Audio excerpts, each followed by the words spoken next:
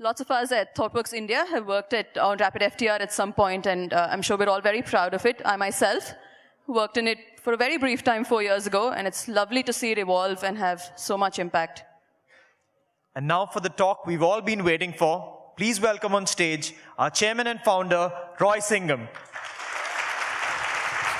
By the way, he's turned 60 earlier this year.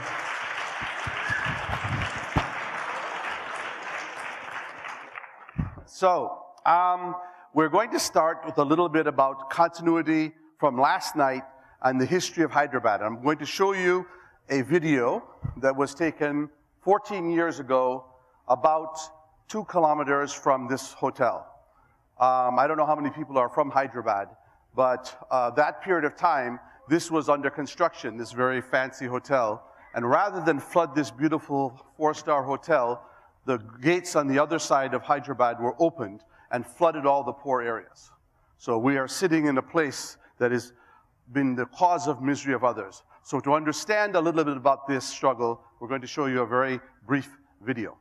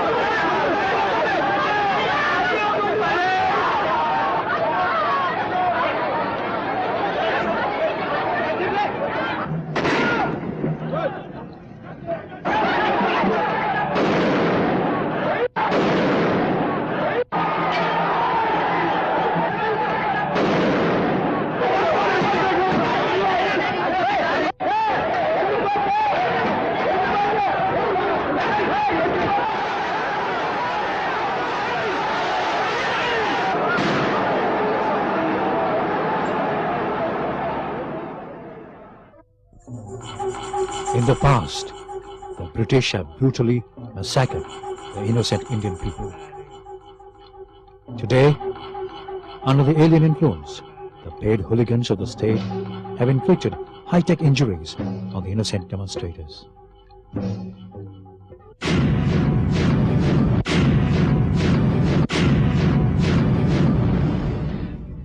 So, I don't know how many of you know I don't know if you saw the scene where the person was bloody and they were carrying him away twice. How many of you know in this room who that was? Only a few of you. Kiran, will you please stand up? Kiran, stand up. The person you saw on the white clothes who was shot first was Kiran. He was shot through the lower abdomen. And that is the person that you see who was carried out. So, when we talk about the history of this region, it became clear to me that the dream I think we had from last night, from the beautiful presentation and the inspirational speech, was that we in ThoughtWorks, I think, have an obligation to make this office, the Hyderabad office, reflect the true history of the valiant struggles of the Indian people to fight oppression of whatever kind. And so I was going to ask now to have our colleagues from 2 parts. The first part, I think, is going to be to thank some of the people who have helped build the office. Kiran and Mayur, would you come up? And then, could we show the picture of the painting? Can we show that up? There you go. Yesterday we heard the story and the history about the Telangana peasant struggle that happened way back from Mallu Swarajam Garu. And that whole story has been captured in a very brilliant artwork done by Sriram and Shamasundri. And that's part of the Hyderabad office. It took a month, several iterations to get that. We got feedback from a lot of people. Swarajam Garu has also seen that and gave us some input on some of those things. Such a story has never been captured. What we read in different online media and all of those things is a very convenient story. But that story that we heard yesterday is not found online. It's not found in any artwork. So we've commissioned 2 pieces of artwork. The whole story about the Telangana peasant struggle, there's the artwork in the Hyderabad office. Those of you who will be visiting the office tomorrow can have a look at that. We'll send around some pictures as well. And that was done by them. And this is the other one that we have done to kind of talk about the struggle in breaking away from proprietary software and how free and open source software come in. So we just wanted to thank Sriram and Shamasundri for making Hyderabad office different. And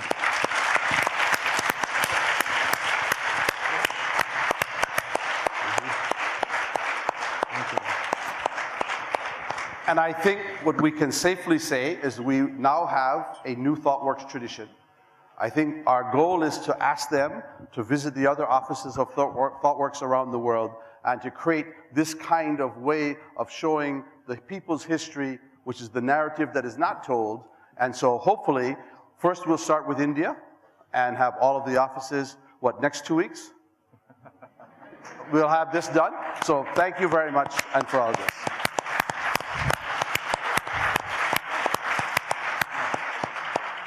And then next, we had one unfinished business from yesterday.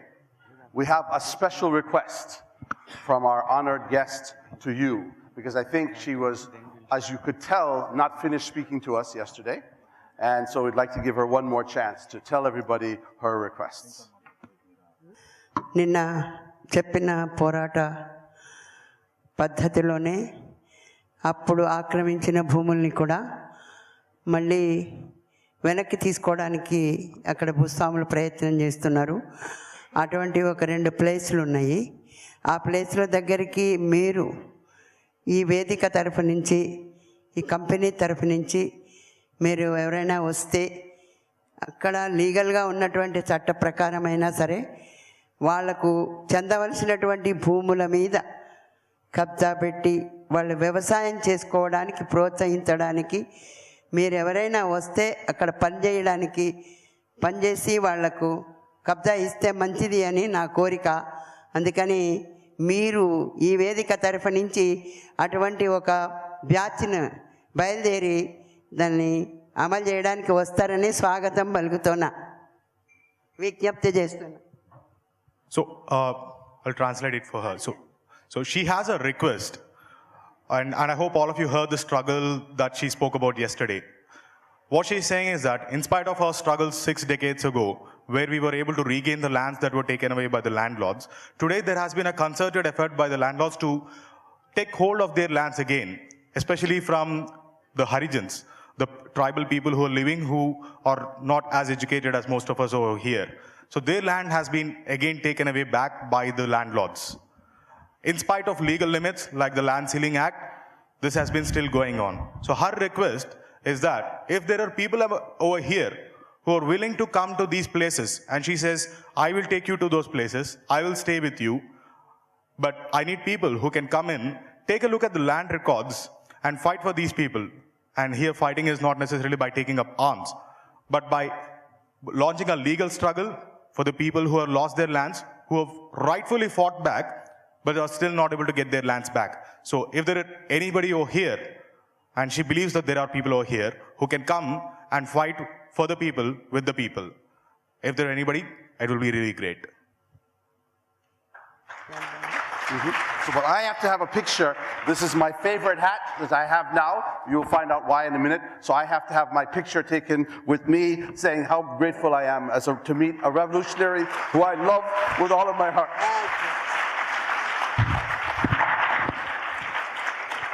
I am going to give a speech that I actually don't like to give. But this is because I do what I'm told. As you all know, I'm very good at obedience.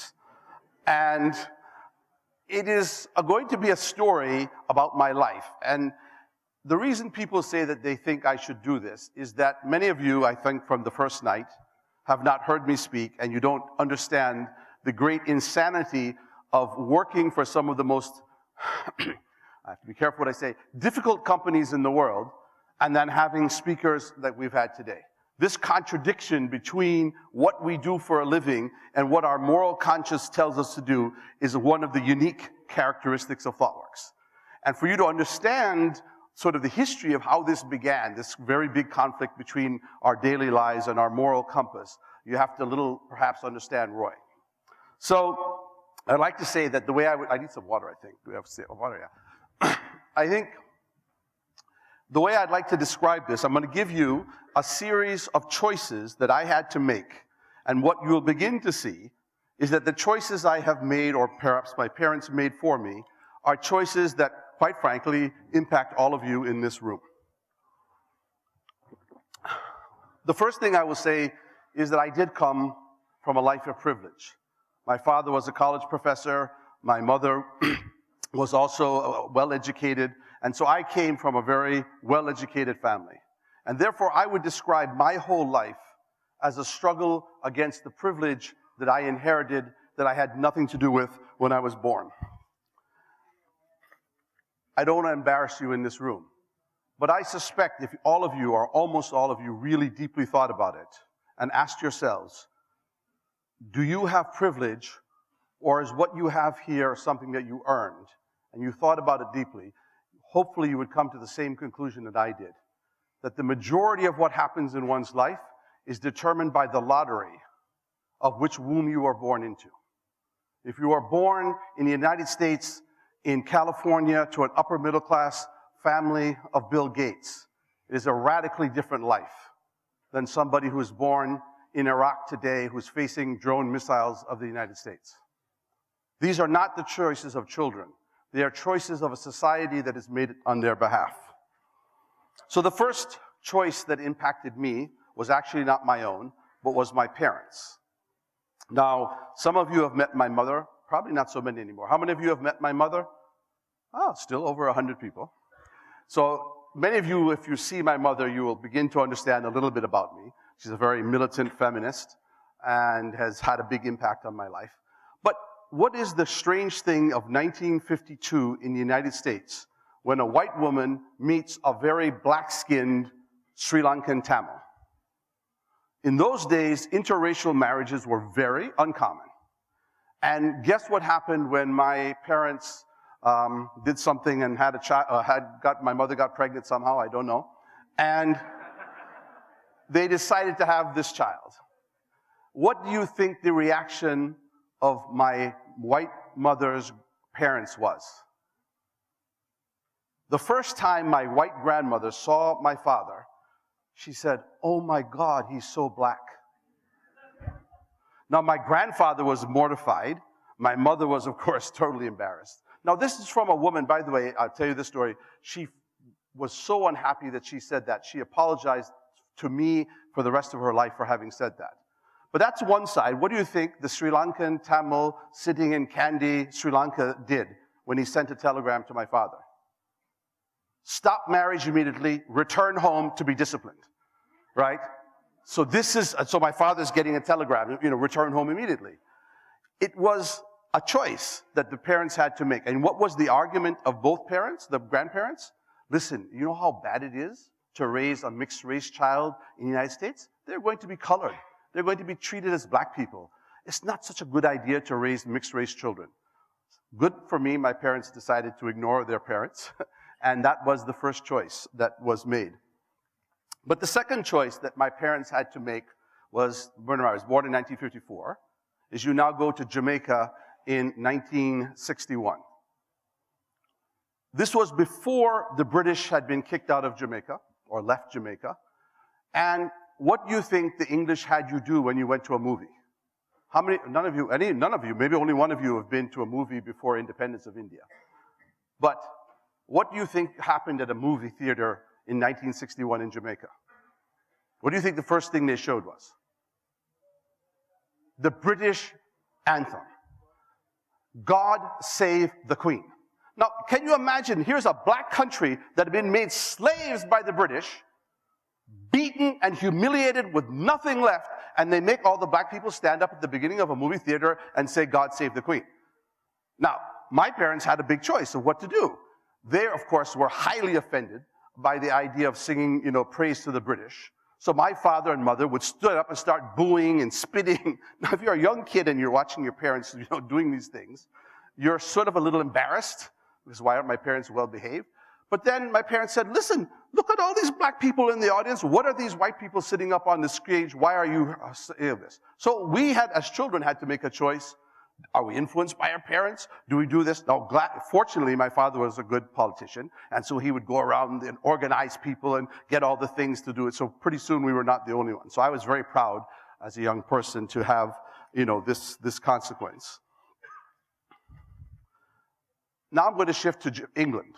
How many of you have been to England? All right.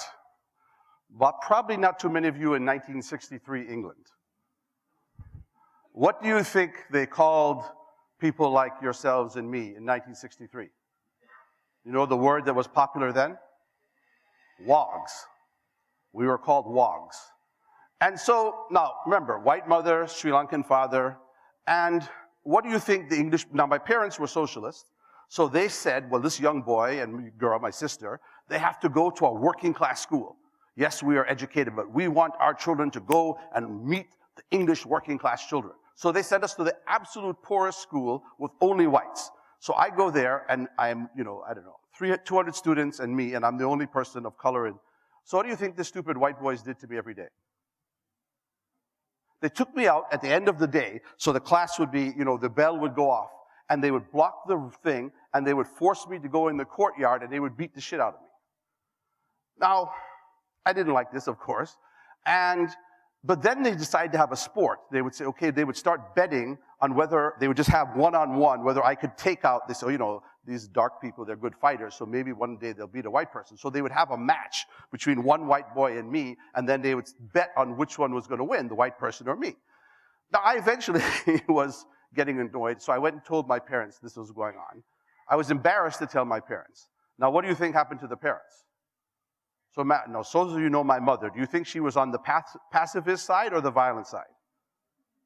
She was not on the pacifist side. Now, my father was a little bit on the, maybe if you just wait this out, things will get better. Don't rock the boat. These white people will calm down. Eventually, the white people just will stop bothering you. And my mother was, you have to fight for your rights. How dare you not stand up for your rights? I said, I do not want to fight these people back. There's too many of them. They're going to beat me. She says, I have a solution. I said, I don't want any solution from my mother. They said, I'm going to come to school and watch to be a fair fight. Now, at this point, I was mortified of my mother coming to school as a 9-year-old boy to watch me have a fight with a bunch of boys. So I was very unhappy at that point with my mother. But my father eventually said, okay, he has to stand up for his rights. But that decision, it actually tormented me about what the consequence of fighting back was, whether I was going to fight, what was the question of race. So it's very, amazing that my white mother was more angry than my colored father about this question of racial prejudice. So I went, and I don't want to say too widely what I did, but I was advised that one way to incapacitate another man is to kick in a certain part, and so this was, there were no rules, so I decided to use this tactic, and I won the fight. And from that point on, there was no violence. But it made me think as a young person, okay, what happens when your parents give you conflicting advice? What happens when you want to have peace, but you have no choice? So this was sort of another, decision for me. I know some of you have heard these stories, and I apologize if you've heard them too many times. And many at ThoughtWorks University have heard this story. But it is actually probably the defining point of my life as a young person. 1964, India. Now, to understand Roy's psychological dimension, it's very confusing when you're a child of a white person and a colored person, but you're living in a country where everybody is black, right? So I had three choices culturally. Am I white? Am I black? Or am I brown? And this was a recurring theme of my childhood. And getting to India, my father wanted us to, for the first time, to see Sri Lankans and Indians. The United States in those times did not have an IT section of Indians. Everywhere you go in the United States now is Indian restaurants. And believe me, in 1963, there was no, my father called them curry munchers because you like the curry smell. So there were no curry munchers, Indians, very few in the United States in 1963. So I was excited to finally see the person who was my father's cousin, and my brothers. So I get to India. For me, India, Sri Lanka, approximately the same. When I get off the boat in Mumbai, Port of India, 1963. Now, I was well read enough to know about hyperextended stomachs and malnutrition. But what I was not prepared for was the brutal nature of poverty in India in 1964. Jamaica is a very poor society, but I tell you that the worst of poverty, even in Kingston, was not going to prepare a 9-year-old for what I saw in Mumbai in 63. Young children were there with flies on their body and they smelled, and they were on cardboard, and one older kid is pushing a younger kid on the cardboard, and the younger kid, who's maybe 2, 3, 4 years old, is begging and almost bleeding like an animal for money. And one of them would have their hand on me, and I was psychologically uncomfortable and disturbed as a 9-year-old about what is causing this no arms and legs. And so I asked my mother, grabbed my mother's hand and I said, what is the disease for no arms and no legs? And my mother was very calm and she says, you have to think that a mother has taken a machete and sliced off the arm of a 1-year-old baby so that when they beg, people like you will give money. And I had a very complicated reaction because, of course, the image of a mother being compelled to do such thing was very disturbing as a child. And that at the same time, I had a racial overload, which I had never seen this many brown people in my life. And I was, on the one hand, I was like, wow, these are my cousins, these are my brothers and sisters who I have never met before. And I couldn't, the emotional distress that whole day in Mumbai, I was very upset. And that is the day. Now, you have to understand a little bit before then. In our family, we had been having a big debate about milk prices in the world. And in those days, the British and the Americans would pour milk away so that they would artificially keep milk prices high because the argument was this is the best way to keep the market going. And as I was having a hard time with my mother saying, how do you reconcile throwing milk away to artificially keep prices high, that so-called wonderful market, and then here are these children who have nothing to eat. And I had come from the United States that summer where everybody had TVs, not almost everybody, many people had TVs. And I, as a child, could not reconcile how in Youngstown, Ohio, there was food being wasted, and I come on a boat ride and there are children dying. And I decided from that day of my life that I would despise inequality, and I would never allow anybody to tell me that meritocracy or hard work had a goddamn thing to do with success in life. It was clear to me as a child that this absurdity of the middle class argument that hard work and smarts are what makes better people is a vicious lie and is so unfair to every child who's born into this world. And that day has haunted me from that day to this very day. And if you want to know why, on every issue in ThoughtWorks, on the issue of caste, on the issue of gender, on the issue of race, on the issue of religion, on the issue of being gay, I only want to live in a world where every human being treats every other human being with dignity. I see no other better way for the human race to live. And it is a sad state that we as a human race have the choices in front of us to live an alternative life, and it is not inevitable, no matter whose God you believe in. It is impossible to me to believe that any God actually wakes up or believes in their core that this level of violence and inequality is acceptable under any circumstance. So that was a huge choice for me and a huge learning. My parents taking me to this point changed my life.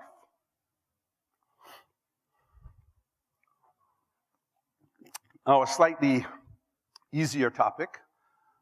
A big decision is whether you're a white person or a colored person if you have two parents who fight on one topic. What do you think was the favorite topic of my mother and father to fight about? To be on time or not. Now, those of you who know white folks know one thing, that white folks love to be on time, right? Europeans, English people. Now, do you think Indians are on time? Who do you think is worse than the Indians in the world? Jamaicans, trust me. Indians are perfectly on time compared to Jamaicans. If you say Jamaica dinner is at 6 o'clock or whenever, my mother's dinner is 5:55, you're not at the front gate, oh my goodness, my mother is hyperventilating. What do you think time my father showed up for dinner most nights? What do you think is Jamaican time? 9 to 10 o'clock. Now, if you can imagine what is happening between 6 and 9 in our family, it is non-stop grief, right? And you know, you're a kid, okay, Mom, you are rude, you are making these people wait. And what do you think my father's response was? White people are always complaining about time.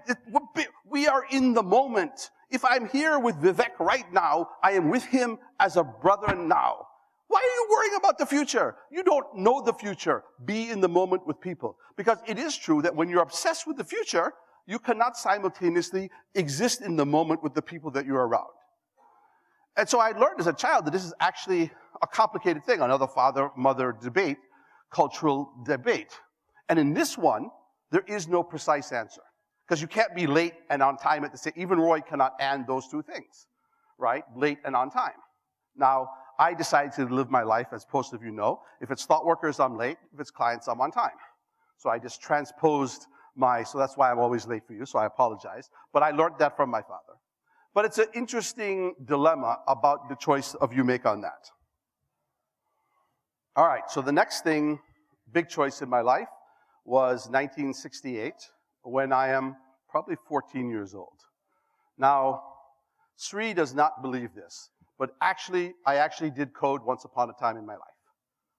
And I think I was a very good Fortran programmer. And we had punch cards. How many of you have actually used the punch card? One, Prabir that he used before punch cards. You were probably wiring assembly frames. He's the only one who did that. Only 2 of you? 3. Wow. I won't mention some of the other 2 people on this side. I won't embarrass them. But yes, so 3 of you have used punch cards. But we had 80 column punch cards in 1968.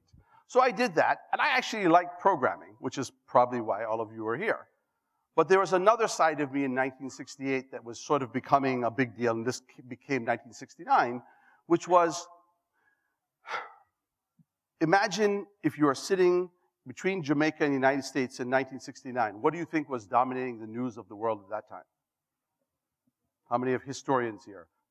Sainath knows because he's very old also. The Vietnam War. It's a war that we tend to not think about. But for all of those who forget that, I beg you, please go and look up what happened in the Vietnam War. The United States was daily bombing napalm on children. And you would see pictures of children running down the streets with their skin burnt to their bone, while some American general was talking about, this is how we're going to save democracy. And as a 14-year-old boy, I could never accept the brutality of watching these images. And in those days, you know, it was before the United States media had been bought off completely by the military, so they would show those pictures. I guarantee you, today's world, you will not see that picture on CNN in Iraq. They will hide that from you. But in those days, I saw it. And the other thing that you saw was the image of a young black child being bitten by a dog because they were fighting against segregation in the South. It was also the 1960s was the period, especially in the United States, of the women's liberation movement. So I had militant women, black people fighting, and the Vietnamese people fighting. And so for me as a child, I had to reconcile which of these 2 paths do I take? The path of the geek or the path of the revolutionary? And I had to have a debate with my father. I remember it would have been New Year's of 1969 going on to 1970. I remember where my father was sitting. And he was a, Tamilian, you have to get your education, PhD. And I knew that if I asked him, Dad, should I go to university and become a teacher, or should I go and join and fight for the rights of black people in the United States? I didn't know what answer he would give me. But I was very lucky because he said, what do you think the advice he gave me was? He said, go with your heart. You only have one life to live. If you go with what you think others want you to do, and you don't go with your heart, you will forever regret that decision in your life. And it was very good for life because then I decided to go to the United States and join the revolutionary black movement.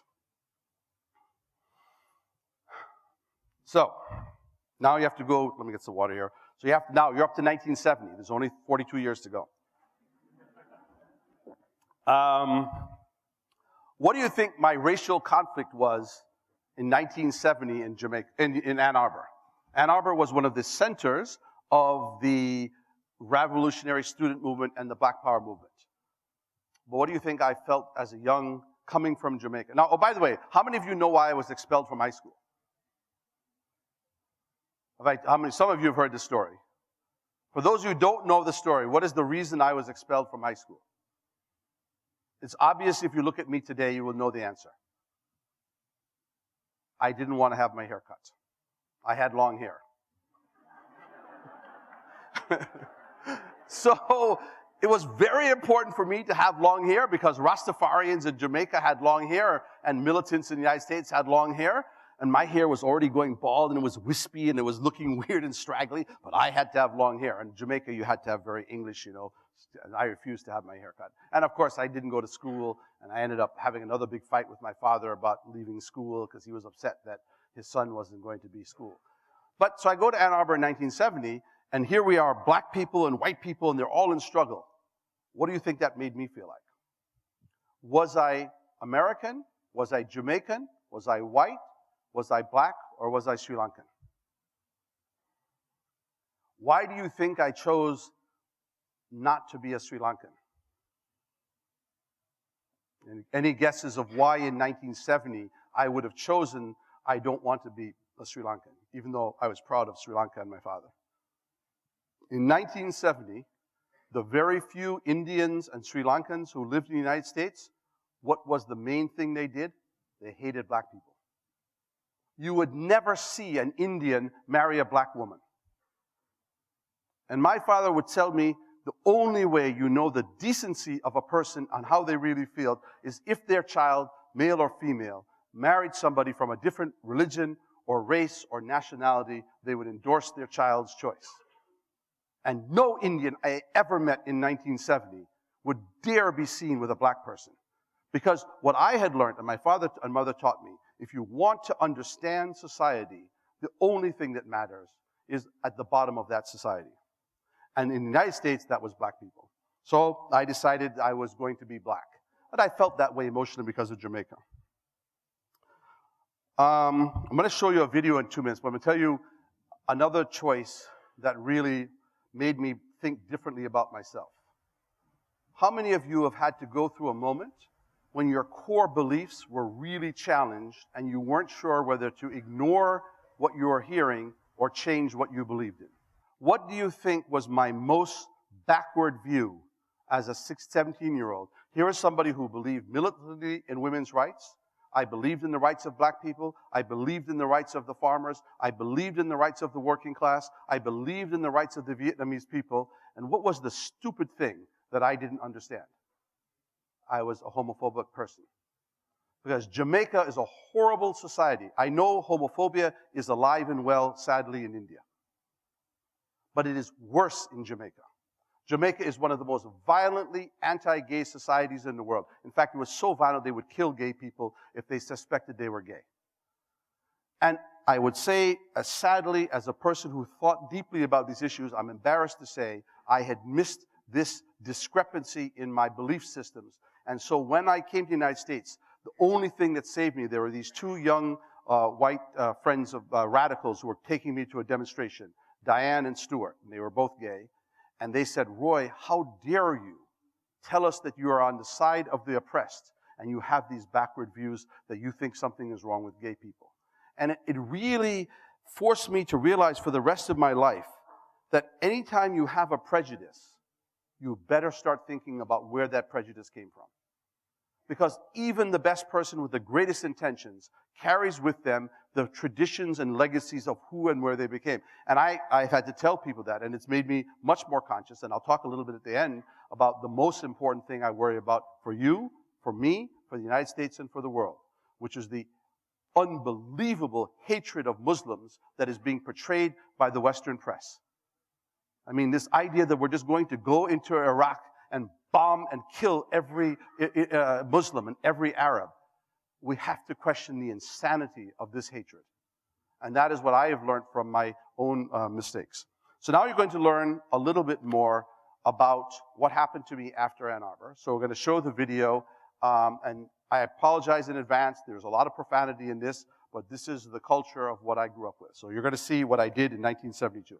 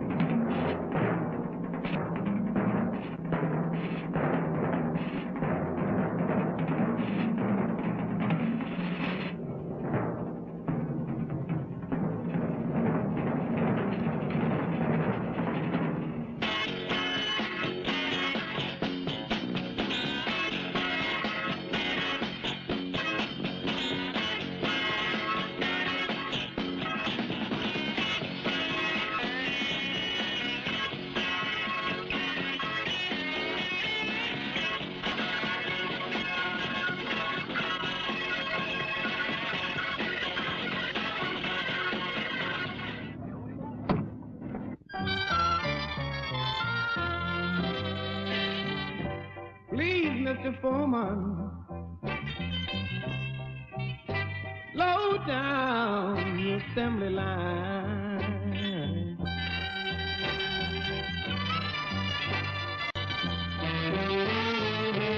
I say, please, Mr. Foreman, low down the assembly line.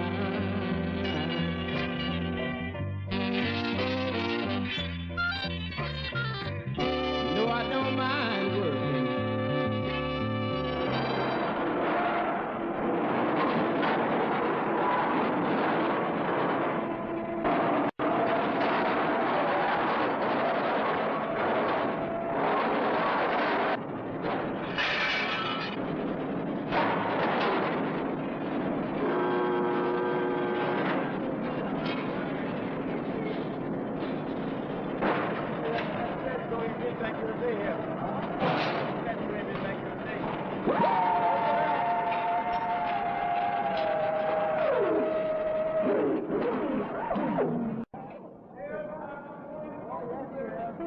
This motherfucker's got to go to that goddamn job every single motherfucking day of his goddamn life.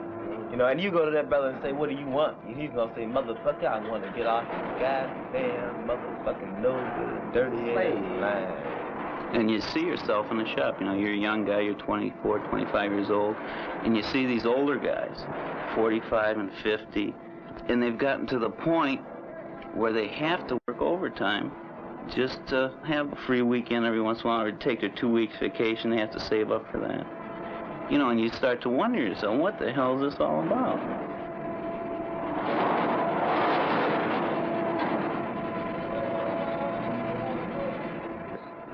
I've seen the chains on the line snap. This would propel the whole entire line at something like 40 and 50 miles an hour, you know. The last time it happened while I was there, a foreman was unfortunate enough to be caught in between the line, you know, and both his legs were cut off below the knee. They haven't done anything for you. They've only done reform things. but they haven't really changed the oppressive conditions that factories have. 10 hours, 7 days a week. Not even saying that a worker has any say-so whether or not he wants to work this overtime. It's compulsory overtime. And the union say, well, we're working on it. The superintendents or the management is exclusively white at Hamtramck.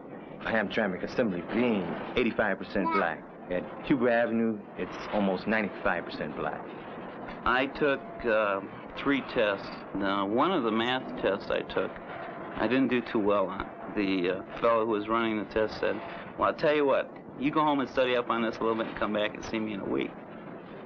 I know goddamn well I was going to tell that to any colored boy. They give you little bullshit amounts of money for working, wages and so forth, and then they steal all that shit back from you in terms of the way he got his other things set up. His whole credit gimmick society, man, consumer credit, buy shit on credit. He give you a little bit of shit to cool your ass out, and then steal all that shit back with shit called interest, the price of money. Motherfuckers in non-producing, non-existent, industries, motherfuckers who deal with paper. There's a cat who will stand up and say to you, he's in mining. And he sits in an office, man, on the 199th floor in some motherfucking building on Wall Street, and he's in mining. And he has paper, certificates, which are embroidered and shit, stocks, bonds, debentures, obligations, He's in mining. And he's sitting up in Wall Street and his fingernails ain't been dirty in his motherfucking life. He went to Phillips Andover or Exeter. He went to Harvard. He went to Yale. He went to the Wharton School of Business, and he's in mining. And the motherfuckers who deal with intangibles are the motherfuckers who are rewarded in this society. The more abstract and intangible your shit is. Hey, stocks. What is stocks? A stock certificate is evidence of ownership in something that's real. Ownership. He owns and controls and therefore receives, the benefit from. That's what they call profit. He fucking with shit in Bolivia. He fucking with shit in Chile. He's Kennecott. He's Anaconda. He's United Fruit. He's in mining. He's in what? He ain't never in his life produced shit. Investment bankers, stock brokers, insurance men. It's motherfuckers who don't do nothing. We see that this whole society, man, exists and rests upon workers, and that this whole motherfucking society controlled by this ruling clique is parasitic, vulturistic, cannibalistic, and is sucking and destroying, man, the life of motherfucking workers, and we have to stop it because it's evil. Freedom, justice, and equality! Freedom, justice, and equality! Let black and beautiful free! Let black and beautiful free! Go, black power! Go, black power! Long live the league! Long live the league! Long live the league! Long live the league! You understand that? Black people did this. Black people talking about things for your need, not for somebody's want for a silly ass profit. Drum, baby, drum, baby, drum, baby, drum, baby, drum. We finally got the news on how dudes are being used. It's like a relevant thing that, white people should respect the black struggle in a factory, because the black struggling in a factory will benefit both people. The thing is, the League and drum organizing in factories, that they're working in coordination, hoping that a white struggle in the factories will come about. It's real important for white people to start organizing white people and respect the black people's struggle. The League's practice, we think, also reflects an awareness of the fact that continued adherence and continued reliance upon the operation of capitalistic principles and imperialist principles is, of course, anathema, and the antithesis of anything that relates to decency and justice and freedom for mankind. Like the majority of her black sisters, Mrs. Smith has to work, not for any kind of fulfillment, but because of sheer bread and butter need. Between the ages of 25 and 34, 57% of black women work, as compared to 41% of white women. We are, by and large, relegated to positions of low-paying temporary jobs. Nearly half are service workers, chambermaids, janitresses, floor and wall washers. On the other hand, well over 50% of white women who work hold white-collar jobs. They are secretaries and clerks in the offices that black women clean after these people go home at night. But black women understand better than anyone else how much work goes into every pound of bacon, into every slice of bread. We, more than anyone else in the workforce, know what it is to be laid off. We, more than anyone else in the workforce, know what it means to be looking, always looking for work. We have the highest unemployment rate and the lowest wage scales. In spite of our need to work, we are the last hired, the first fired. The minute Chrysler is attacked in Hamtramck, Chrysler pushes a button and gets the Hamtramck pigs, the Hamtramck Police Department, and the whole little city governmental structure. tried to rip off some of our leaders. They tried to get General Baker. They had Chuck Wooten. He was named as a defendant. Most of the central staff of the League of Revolutionary Black Workers has been a defendant in one case or another sometime in the year of 1969. It is incumbent upon us to foster, join with, initiate, organize, and lead other black workers in our common struggle. By being in the forefront of this revolutionary struggle, we must act swiftly to help organize drum-type organizations wherever there are black workers, be they in Henry Ford's kitchen, the White House, White Tower restaurants, at Fort Rouge, the Mississippi Delta, the plains of Wyoming, the mines of Bolivia, the rubber plantations of Indochina, the oil fields of Biafra, or the Chrysler plants in South Africa. So that's what I did at 17. I left university, I decided to be a revolutionary, and I went to work in those factories. Many of the voices that you heard were people who took me into their lives and trained me and took care of me. You have no idea what it was like to be a 17-year-old, then 18-year-old boy. My 18th birthday, I stood in line in the factory, applied for a job, and the next day I began working in those factories. You know, and I think when we talk about, you know, autonomy and mastery of work, the drudgery of that work compared to what we think of is quite difficult. And I, you know, worked in there for many years. I made a stupid mistake. I got bored because the job was very repetitive. I started reading a newspaper, and I put my hand in a machine, and it chopped off my finger. And that was a Friday, and I went to the hospital, and it was an evening, Friday evening, and I was an afternoon shift, which is 2 to 10, and there are many industrial accidents on Fridays in those days because it was payday, and people would, in a break, go and buy alcohol, go back to work, and then make mistakes. And there's some of the most very horrible, serious industrial injuries. And I remember I sat for almost 6 hours with ice and my finger stuck in a glove, and I didn't want to be seen because I saw all the other people coming into the hospital for treatment. And I sort of realized, wow, they're in much more serious conditions. That life of switching from being a privileged life to living and spending 10 years living with the working class, I will tell you, is probably the single reason that at 60, I feel compelled to live my own personal life in memory of the people who took care of me and nurtured me as a person. You know, we in the middle class, we tend to hang out with our own middle class lives, and we live in middle class neighborhoods, and we see this. But one of the lessons I learned personally from the choice to go work in those factories is the most generous, kind-hearted people in the world are not the middle class. You know, you get invited to a dinner at a worker's house and they have no money or no food. They bring you into the house, they will take food away from the rest of the family members to feed you. I began to get this totally different sense of what it actually means to be a human being and to realize that we have a possibility of a human race of either choosing the life of selfishness or choosing a life of compassion and fellowship. And that's what it taught me. But the other big thing, which you couldn't quite see, but you saw it at the end, was I met some of the most amazing, powerful black women who taught me about my own male privilege. Because no matter what any man thinks, no matter how much you try to visualize put yourself in the life of a woman's shoes, you are not able to actually understand it fully because you don't feel the same level of isolation and alienation. And no white person can actually understand that. But the way we had it in those days, 7 days a week, we had discussions where the women would tell the men how it felt like to be. And if you were a man and you dared to sort of pretend that this wasn't a problem, you would get explained to in very colorful language about your privilege. And I tell you, probably the single best humbling moment of my life. And for this day, it's why when I look at the standards of privilege, I know that only thing that matters to me when I go to any society is to understand what is it that women feel about in society. And that is the true measure of any society's culture, empathy, and actual culture.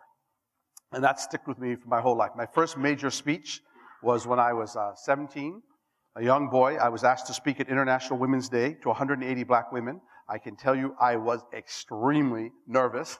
I had all the women helping me get ready for my speech. I said, whatever I say, I think I'll make a mistake. But it was very good training. And I look back fondly on those days to this very moment because when you reach out to people that you don't know, you will often be surprised that a lot of the things that you originally thought about people are wrong. And so that was my choice, and what I would hope that we build in ThoughtWorks when we look forward for the next 10, 15 years, is that we create a separate place where that we understand that our own internal behaviors and how we react with our communities influences ourselves as individuals in our communities. Let me end on this point with a few things about what I worry about for you guys as thought workers. People were teasing me last night about I've met my match for energy and speaking. I want to make it very close. I have not met my match. I have met my superior, and I am very aware that I will never have the energy. I hope I have half her energy at 85 that she has. But, you know, people do make choices, and the choices that you make, and this is my appeal to thought workers, small things. Should you go to the rural areas of Andhra Pradesh and meet people? That one decision that you might make to go on that trip, you might find that your whole life changes because of that. Who you decide are your friends. Do you spend at least 8 hours a week not with middle-class people who think different than you? How many of you or Hindus have been in a mosque more than 3 or 4 times in the last 10 years? One of the things, quite a few of you, more than almost any other place I've been in ThoughtWorks.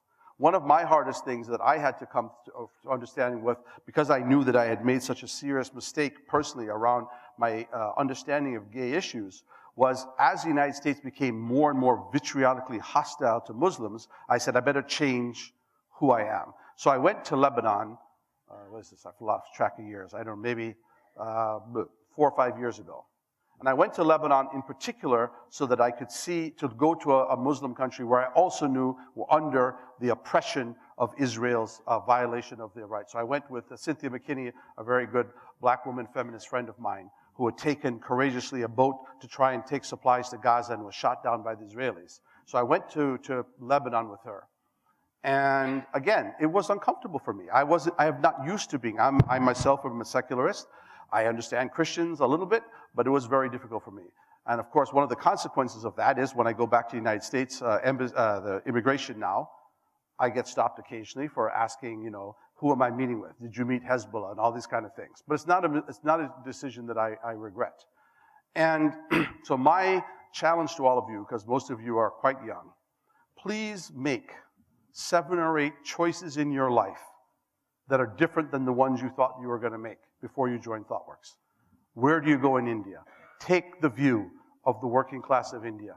Going into a factory, those factories were, I mean, most of those factories now have become more automated or they're sent to China or Mexico. It's hard to get a job in those factories. But I want ThoughtWorks to be a place where you get a chance to experiment. And you're not judged for the mistakes you made, but for the progress and the view that you have of the future of humanity. So I think I'm going to end, you know, at this point. I would like to say that I really know that I live the most privileged life in the world. I think people don't understand it. If you think about what I have done in the last 2 weeks, I was in Brazil 2 weeks ago with the leaders, actually 2.5 weeks ago. I was in Ferguson in Missouri, in the United States, meeting with all the young black revolutionaries that are being created by the shooting down of Michael Brown, a young black man who was shot. You know, they left his body for 4.5 hours in the street so that all the black people could see that that's what they thought of black people. The police left his body shot in the street for 4.5 hours, and which created a real understanding of black people that America is the most deeply racist society in the world, perhaps with the exception of Israel. The 2 most deeply racist countries in the world are Israel and the United States. And one of the things I would say, especially to ThoughtWorks India, if some of you ever do go on assignment to the United States, please, and you go to Chicago, please just don't go to the ThoughtWorks office. How many of you, and I don't want to embarrass you, but very few ThoughtWorkers who come from outside to visit go 6 miles south of ThoughtWorks office, and you will see a Chicago that I promise you very few of you have seen. All black, all poor, and completely different than the shining scout towers that ThoughtWorks offices are in. That's a choice you can make. You can take an afternoon off and go to the Sable Museum on the south side.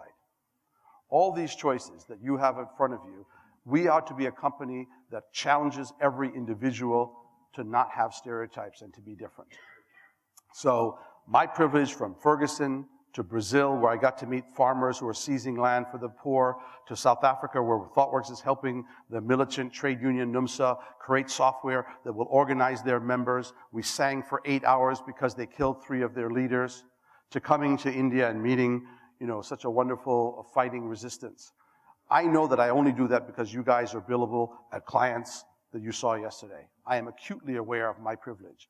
Only promise I make to you is I try to do my very best with that privilege to represent you everywhere I go as a set of people who are determined to prove that this next generation of young people will not make the choices that my generation made or Sudhir's generation made and turn their back on society because of privilege, careers, and consumerism. I remember 4 or 5 years ago, coming to an away day here in India and discussing Steve Jobs. And everybody in India and China was in love with Steve Jobs. Here's a man who would never even speak to his natural father to the day he died, didn't leave a penny to charity. His first act when he took over Apple was to ban the spending of money outside the corporation, and he accumulated billions and made toys for rich people, and the majority of our industry fell in love with him. How could we possibly be that inhumane that we would judge somebody with anything other than contempt? Now, the ability to have two contradictory things in your head, to work for clients that you don't agree with their objectives and do a good job and still have a vision of the future is very hard. I understand that the existence of ThoughtWorks is a contradiction and a request for you to have a very complicated life. But we do have choices, and I am very proud that all of you have joined ThoughtWorks, and I promise you that the next 20 years, we will make our mark on society and prove and live up to the expectations of the revolutionaries in India that are before us, that we ThoughtWorks are committed to doing something extraordinary. So thank you, and Viva ThoughtWorks, Viva.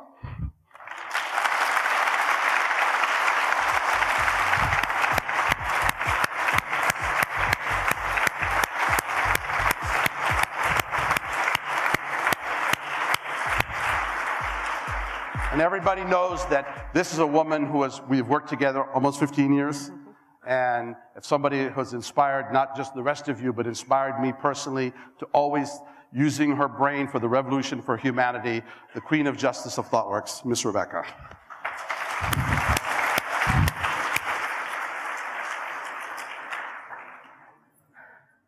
Roy talked a lot about the influence of family. And I'm here to remember part of our ThoughtWorks family who we lost this year. Luke was passionate. Luke was creative. Luke would have been in that Congo line we did yesterday with the music people. He was always dancing. He was always expressing himself. He was always open to knowing who people were on a deep level. The picture you're seeing behind his photograph is one of the last creations he made during one of the SOG meetings. Even though his mind was always engaged in the meeting, he was drawing constantly. He was expressing his views, his ideas visually. He brought so much to ThoughtWorks. We wouldn't have Inceptions but for Luke. He influences the way we do our work every day.